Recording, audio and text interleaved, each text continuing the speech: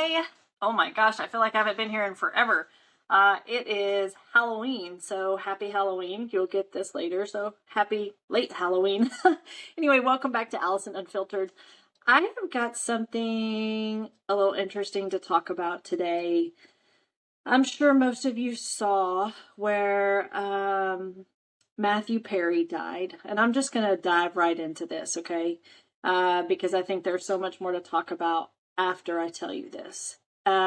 Matthew Perry was an actor on Friends. He played Chandler. Most of us our age, around our 40s and 50s, know exactly who he is and what kind of impact he left. You know, the crazy thing when I was doing some research on this, that the people on that show on Friends, they literally were at the point they were making $1 million a show. Like, can you imagine? Like, that show came on every week. I mean, back then, $1 million a week, that's crazy. I can't even fathom, like, what do you even do with that kind of money? Well, I mean, I guess what most actors and movie stars do with that kind of fame and fortune, right? Some of them don't spend it very wisely, but it's sad that he's gone. It's sad that he's only 54, so he's only 6 years older than me, and he's gone. And he had so many more years to live. So many more years to live. And it just really got me thinking about kind of what he went through. So I want to read this to you because it's directly, sorry, my nose is itching like crazy. I was out petting Trump and I didn't go wash my hands. So this is what allergies looks like. So you just have to work with me through it. But this is in his memoir. And I want to read this to you because I think it's just really powerful. So bear with me for a second. It says, in his memoir, actor Matthew Perry detailed 14 stints in rehab, 15 stomach surgeries, and more than 60 attempts at detox. He also talked about a powerful encounter with God after hitting rock bottom. Perry describes reaching out in desperation. God, please help me, I whispered. Show me that you're here. God, please help me.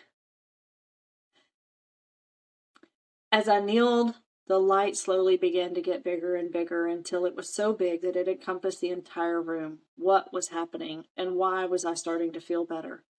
I started to cry. I mean, I really started to cry. That shoulder-shaking kind of uncontrollable weeping. I wasn't crying because I was sad. I was crying because for the first time in my life, I felt okay. I felt safe, taken care of. Decades of struggling with God and wrestling with life and sadness, all was being washed away like a river of pain gone into oblivion. I had been in the presence of God, and I was certain of it. And this time I had prayed for the right thing. Help. God is always right there, my friend. You simply need to seek him. And then it says, may his soul and the souls of all the faithful departed through the mercy of God rest in peace. Amen.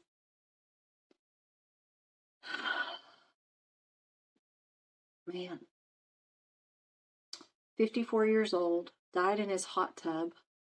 They didn't find any drugs or on the scene or any foul play, but they don't know if he died from natural causes or if he, sorry y'all, my allergies are crazy. It is what it is. This is real life. This is a real podcast, real live stuff. I mean, I could cut it out, but who cares, right?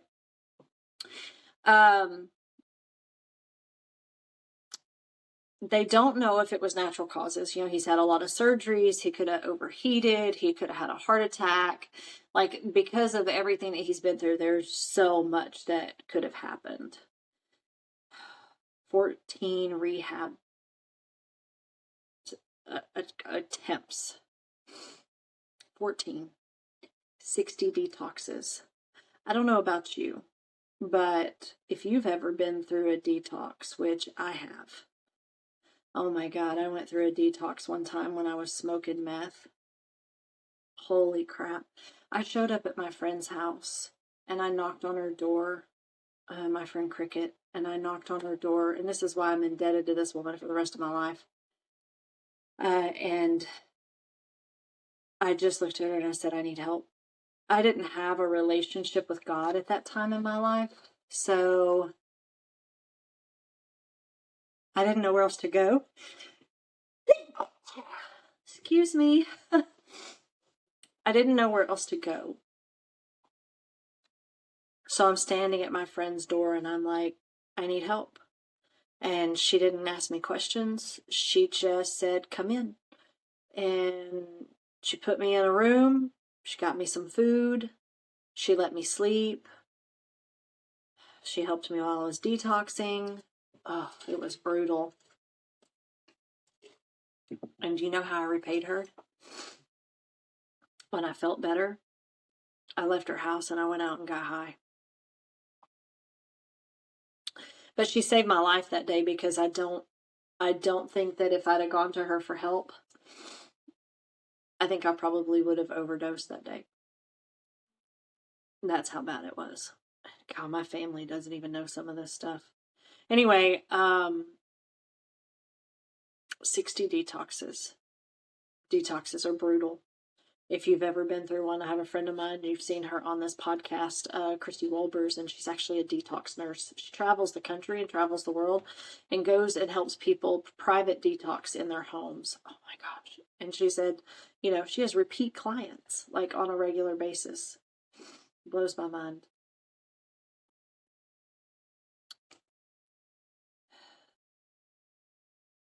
And something else that I was reading in my research, Matthew Perry said that he took his first drink at 14.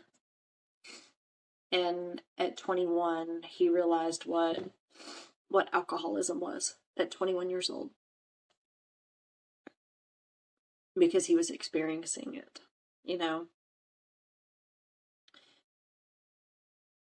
I don't know about you, but if you're a parent and you think it's cute to let your kids try alcohol, you're trash. I'm just going to say it. You're trash. Addiction, alcoholism, it's hereditary.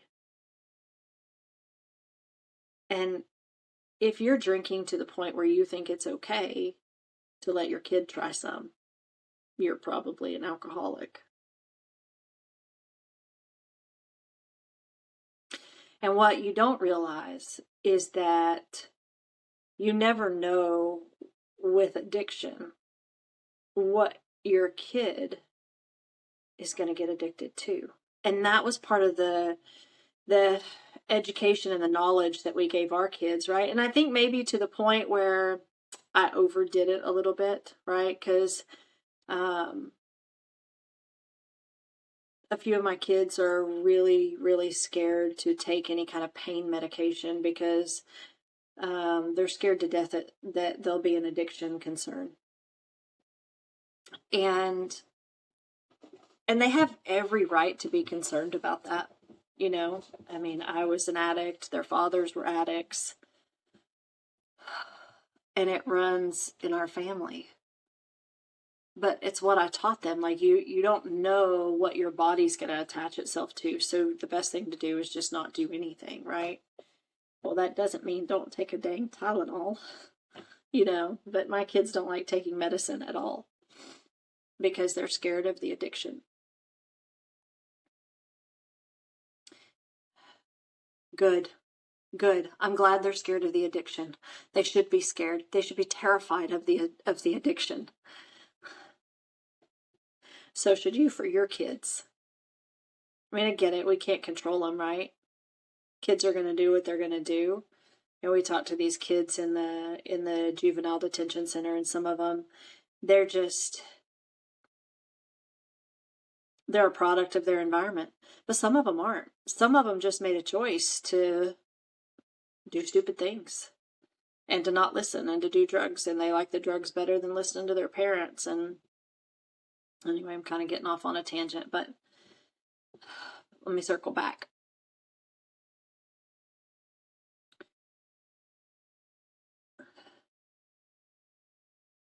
Sin splatters. We say that all the time. Sin splatters. Sometimes I think rehab is one of the best things that can happen, but sometimes it's one of the worst things, okay? So, and I'll give you an example of that. So, why I think it's one of the best things that can happen is because it gets you away from the triggers, right? The triggers of your family, the triggers of your friends, the triggers of all of it, of life. But the flip side of it, and especially for me, when I went into rehab at 15, I think I was 15, when I was at rehab at Daytop, I just met more drug dealers. And the crazy thing was, I wasn't even into the heavy drugs yet. I was just playing with alcohol and weed and acid. I loved acid. That was a big thing of mine that I like to do. I didn't even touch cocaine till I was 18, close to 19 years old. And that was from, the club. So I just met more drug dealers and did more drugs in rehab. And got in so much dang trouble. So there's a flip side to rehab, right? It's different connections, but if you're in the right place with the right people, I think it can do a lot for you. Part of their job is to break you down. And I think that's important too, actually. Because you have to be able to rebuild yourself into someone stronger. Your recovery, your recovery and your relapses, it affects everybody. I know families that are in situations and have been in situations where, it's natural for, let's say you have a sister that is struggling, right? And the family, they want to do everything they can to help.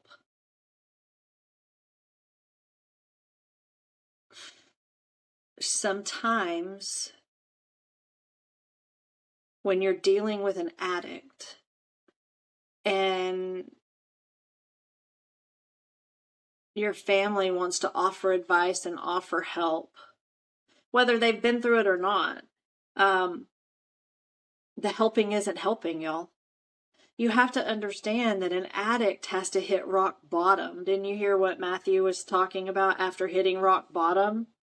He reached out in desperation to God. That's what my friend Holly did. She said when she was on the floor of the drug house and she was so high and she just laid there and she just asked God to help her. Like, God, just help me. And I remember hitting my knees, asking God for help. And in those moments, he does listen. But what these families need to understand is they're not going to change their sister or their mother or their brother or their father. That person has to mentally and physically hit rock bottom before they want to do anything different for themselves. And I think when you're not at rock bottom, okay, hear me out on this, because I'm trying to make sense in my brain so I can make sense of it. Like, it makes sense in my brain, but I'm trying to make sense of it to you. Like, when you're not at rock bottom and you've got people wearing you the F out about quitting drugs. And I can tell you this from personal experience. I know for a fact that I'm disappointing my family. And it makes me feel like a huge failure. It made me feel like a huge failure. Because I didn't want to disappoint my family. And then that spun me into like a further tailspin, right? Because I couldn't be what all this stuff that they said I could be. And I couldn't in that moment and in that time. And it spins you further into addiction just to escape all the bullshit that you're hearing and everything that's coming at you. And it's not bullshit, right? Your parents and your family and everybody, they care about you. But to you, it's just noise because you're not ready yet. You're not there yet. You haven't hit rock bottom.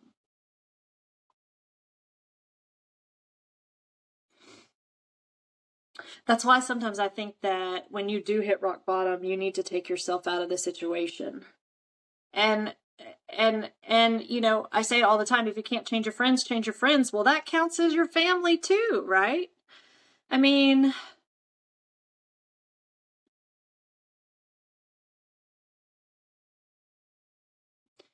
if you live in a home, like if you're struggling and you live in a home where there's alcohol and the people that you're around aren't going to quit using alcohol or drugs,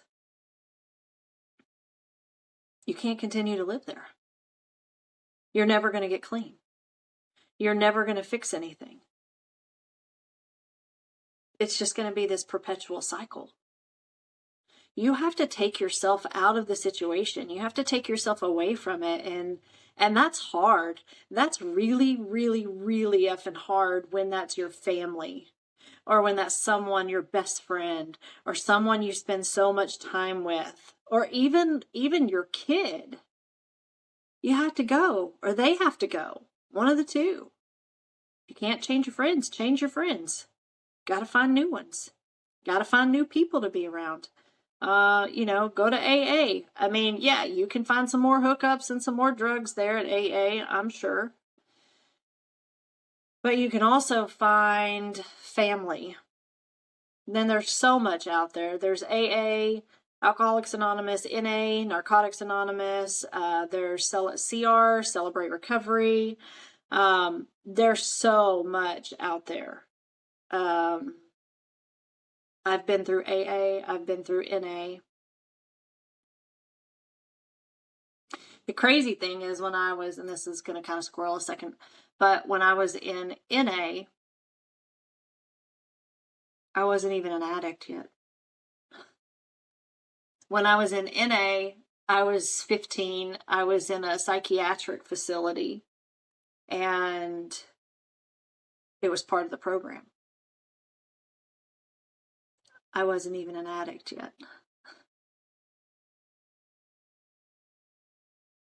I didn't even know what an addict was yet.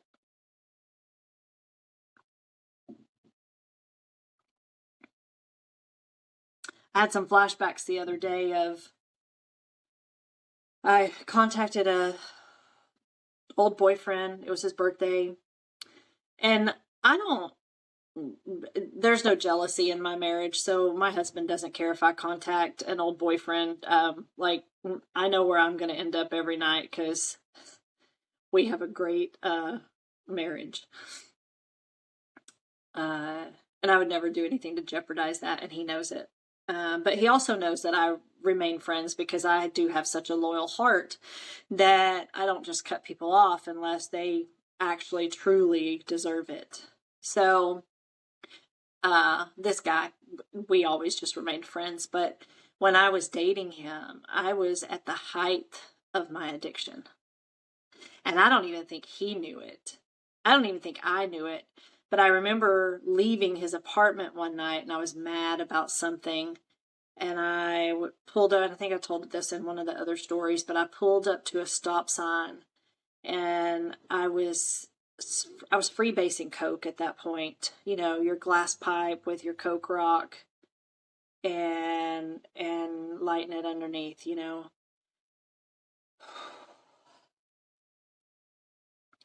Give me a second. That feeling just came back. Made me sick.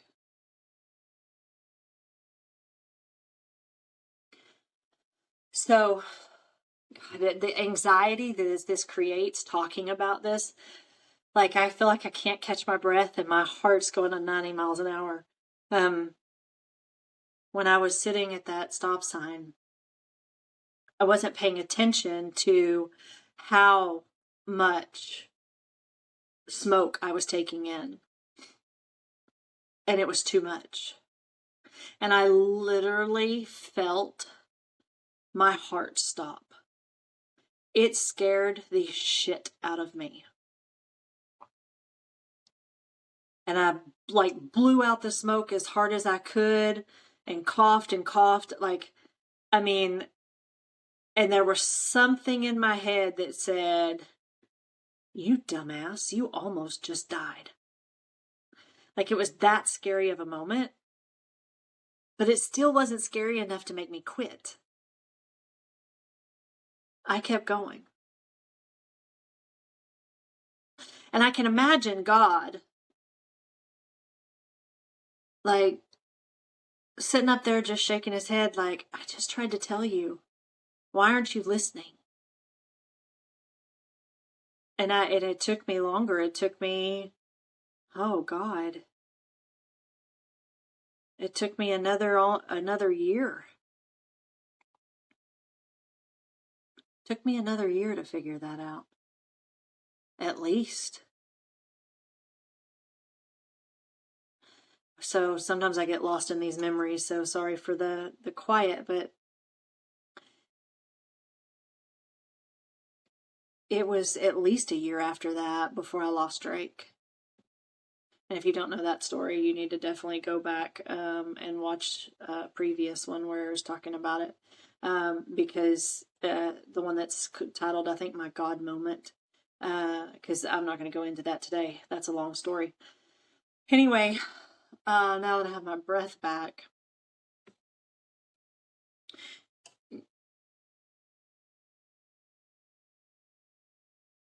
do you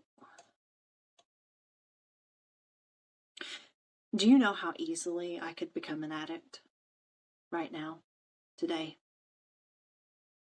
Do you understand how easy it would be? I could make one phone call and have a line of cocaine in front of my face within the hour. Do you know how easy it would be? All the stress that I have. And yes, listen, I am blessed. I have a wonderful life. But even in our own family, we have problems, right? Even in our businesses, we have problems. Even in our everything. Everybody's always got something that they're dealing with. I could be a drunk pretty easily. I could still be almost 300 pounds pretty easily.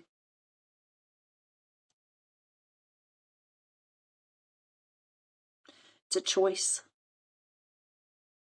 It's a choice that I have to make every fucking hour of every fucking day.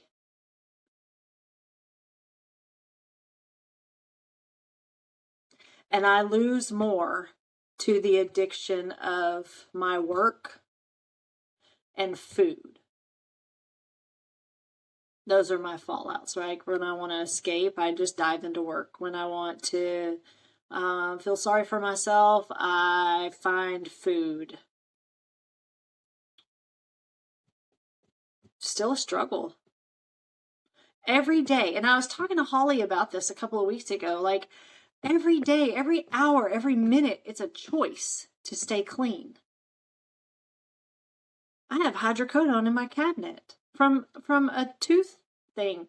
I could easily go do it. I could easily just go get high.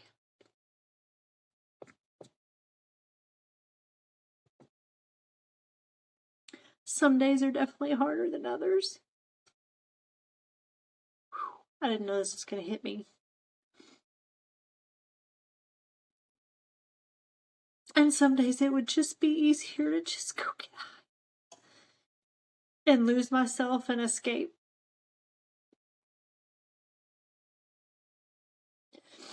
But I don't, because sin splatters and the consequences aren't worth the high.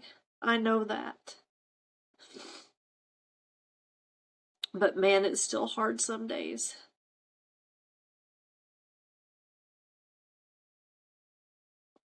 And if you've ever been an addict, you know exactly what I'm talking about. And if you've never been an addict, then you're not going to have a clue what I'm talking about, and that's okay. But maybe if you have someone in your family that's struggling with addiction,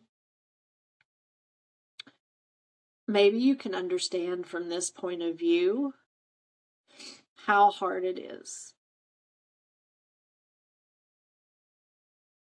And all the begging and pleading and praising and bitching and all the things aren't going to do your friend or your family member any good. You're wasting your breath. What they need to hear is, I love you. That's it. They need to hear, I love you.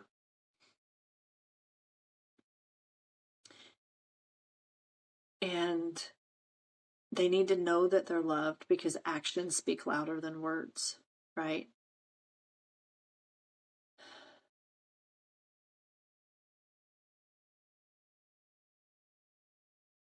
They need to know that the only person that can help themselves is them and God. And when they finally get to that point where they're ready to hit their knees and ask God for help, then that's when they will find that help.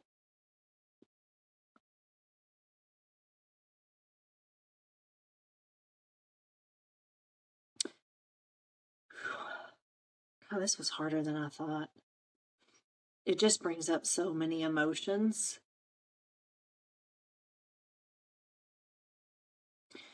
I mean, I don't know. I don't know if I have anything else to say on this other than, if you have someone, like I said, just tell them you love them. Tell them you're here for them. Obviously, you cannot enable them, okay? Like, you can't enable them. If you do that, you might as well be handing them the drugs or the alcohol, okay? But you can tell them you love them, and you can tell them that when they're ready, they need to ask God for help. Because the reality is, you can't help them. Their mama can't help them. Their daddy can't help them. Their best friend can't help them. Their sister, their brother, nobody can help. Their priest can't help them. God can help them. But they have to be willing to hit their knees. And they have to be at rock bottom to be able to get that help. You know, part of me prays that Matthew Perry just died naturally. But in the back of my head, as an addict, I know that he didn't.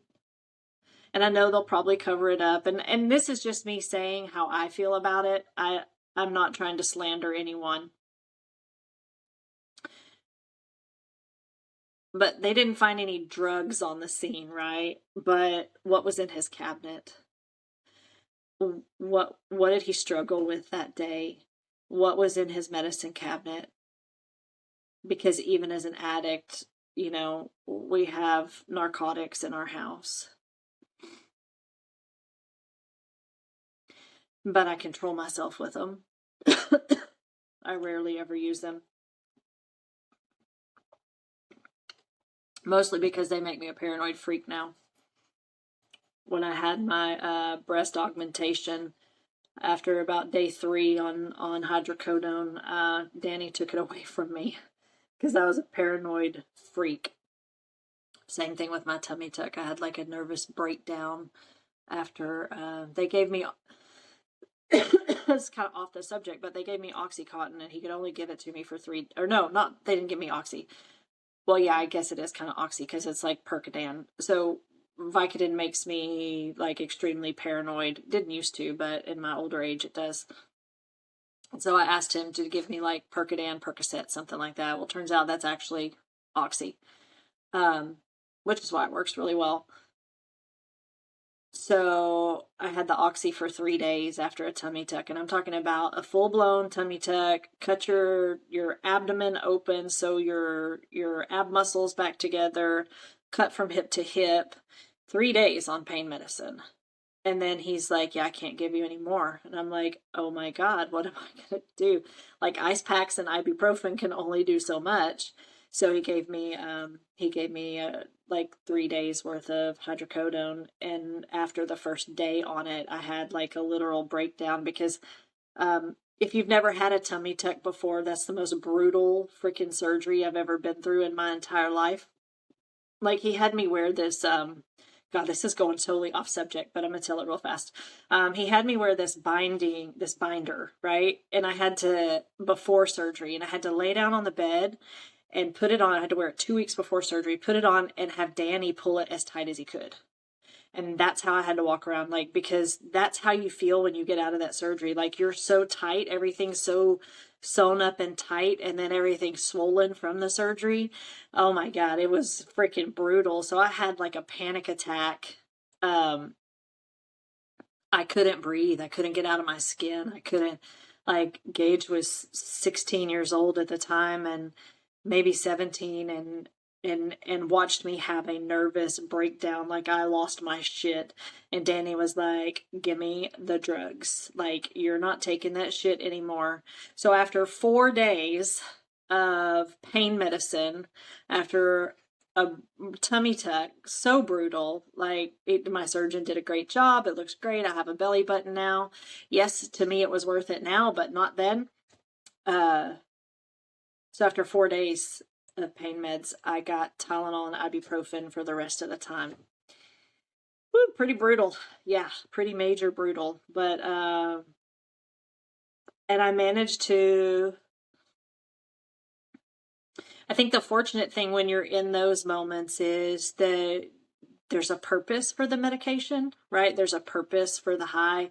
Yeah, you get a little high off of it, but not like you would, because there's so much of it that's actually hitting your pain receptors to block the pain, that it's being used for the right thing. When I think when you take it just to get high, you actually have more of a high because it's not focused on those pain receptors, because it's not needed there. I don't know. That's just how my brain thinks of it. But addiction is hard. Addiction is hard on you, the addict. It's hard on the enablers.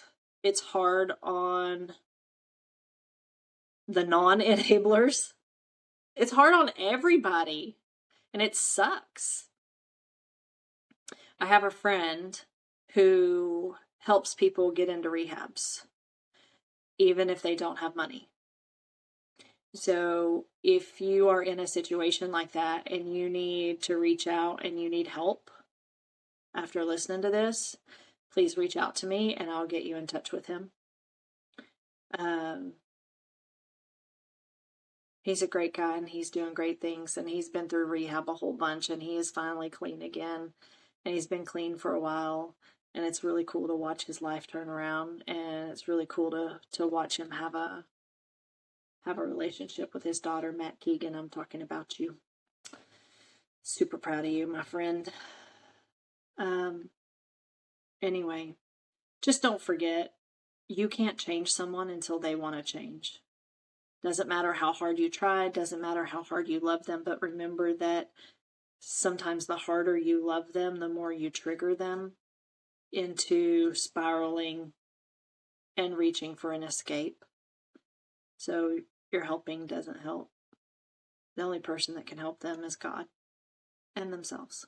Don't forget that, okay? It's really important to remember that. All right, I'll let you guys out of here. Thanks for listening. And so I'll say a prayer for Matthew Perry's family and who he left behind, because I bet they're pretty torn up. So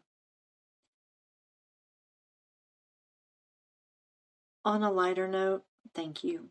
Thank you for listening. Thank you for passing this on. Please pass it on. Please share it with someone that you think it could help. Like, what if, right? Anyway, appreciate you so much. Peace out, homies. Bye.